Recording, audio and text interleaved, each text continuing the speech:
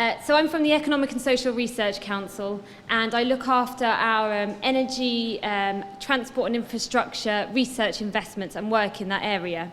We're one of the smaller research councils, £285 million per annum of that huge number that Catherine presented earlier.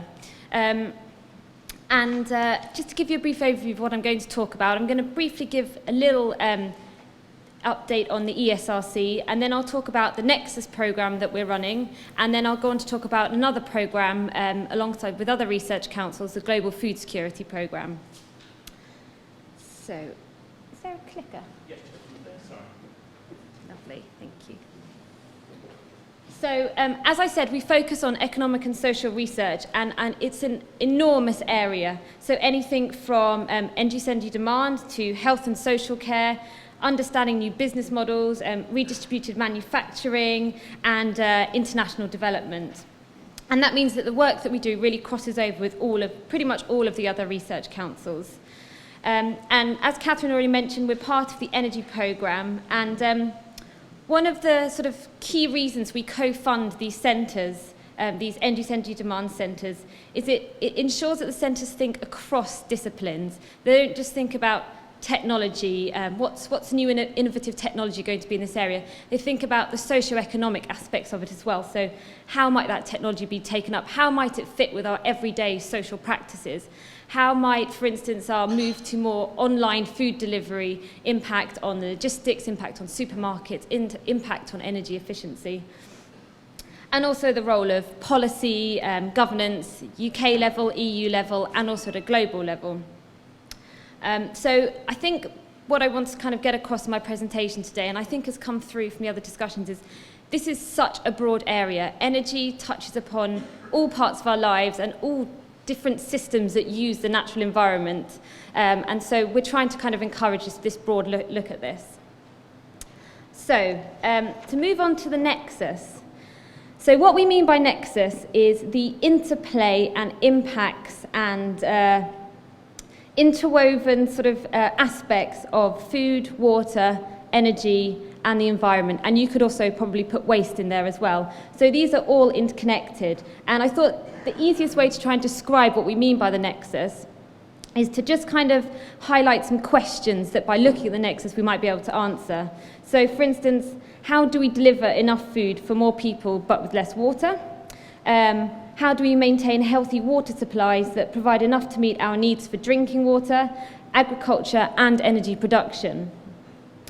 And how do we meet these demands of a consumer-driven society without degrading the natural environment and the very services that these depend upon? And we hope by addressing these issues in a cross-cutting way, thinking about the impacts and the interplay, we hope to improve decision-making. So we hope that it's going to really impact on policymakers and on industry as well, and enable us to operate within the limits of the natural system. The aim of the programme is really to pull people together, like CSEF, with their diverse expertise and to consider the broader picture. So in terms of ESRC investment in this area, we launched a Nexus network, and the aim of the network is to develop a community and understanding around Nexus issues from a social science perspective. And a key mandate for this network is to engage with business. We've termed it Nexus 2020. And business obviously operates in the Nexus and the food business and the energy business. And you're sort of often at the sharp end of the trade-offs needed to meet the demands of consumers. So we want more food, we want affordable food, we want it to be fresh, we want it to be year-round. And how do we balance this with the systems that we have available?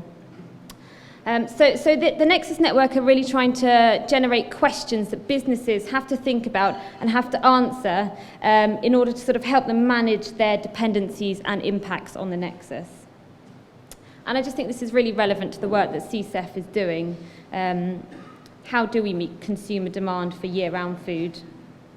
We're also funding some other research centres in this area, one around sustainable prosperity, and another one which is intriguingly called Evaluating Complexity. And I won't go into too much detail about this, but this is a centre that we're jointly funding with government departments, with DEFRA and DEC and the FSA. And it's to look at how we evaluate policy making that cuts across the nexus. So, for instance, if DEC are making decisions around low-carbon energy investment, how does that impact on what DEFRA are doing in terms of environment and agriculture? So it's quite a sort of methodological centre, that one. And we're also scoping some future work in the area of consumption and behaviour, which I think is relevant to the discussions today. So, to move on from the Nexus to global food security, the Nexus is the ESRC's way of trying to deliver some of the objectives in the energy programme, in the global food security programme, and in the Living with Environmental Change programme, which some of you might be aware of. So global food security is another cross-council programme similar to the energy programme, and it's quite a challenge. So the aim of the programme is to meet the challenge of providing the world's growing population with a sustainable, secure supply of nutritious food from less land and using fewer inputs. So, I mean, that's a serious challenge going on there. But what I'd like to talk about today is a new programme of research that we're announcing with this. And it's looking at the resilience of the UK food system in a global context. And we have £14 million pulled together for a big research programme, £7 million for the first call, which is going to be outlined in September. And the idea of this call is it's going to integrate biological, environmental and social sciences, and also hope to pull in the energy perspective as well. Just to say as well that government departments and industry have been involved in the development of this programme, because going back to Catherine's point earlier, it's really important that the research that we fund is having an impact on the UK and globally as well. So I'll just go into a little bit more detail about the call that's being launched in September. So it is a call for research projects, but we really want to encourage the engagement with academics, policymakers and industry to talk through what are the key issues, where do we need research to help us solve some of these challenges. So there are three themes, and they're all interlinked, they're not separate, but we've got influencing food choice for health, sustainability and resilience at the individual and household level, which I think is obviously relevant to the work that CSEF are doing on the food system. Increasing resilience of international supply chains and thinking about the shocks that we're facing, environmental shocks, thinking about the weather we're experiencing today, but also geopolitical shocks as well, and how this impacts on the food system, because it is a global system.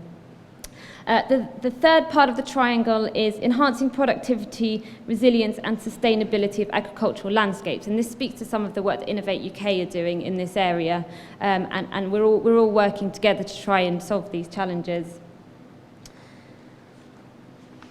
So, a date for the diary, we have a community building event for this research call on the 20th of July in London. And the idea is that we can learn more about the call. It's open to academics, policymakers, industry, and those from the civil society, from the third sector. And the idea is that the day is there to help people develop partnerships and collaborations and understand a bit more about what the research might do. Registration is open now. It's a free to attend event and it should be really interesting. I'm happy to circulate the link for that afterwards. I think there'll be about 150 people there and an even mix of academics and industry. So it'll be a really interesting event. And that is everything from me. Thank you for listening, and please let me know if you have any questions.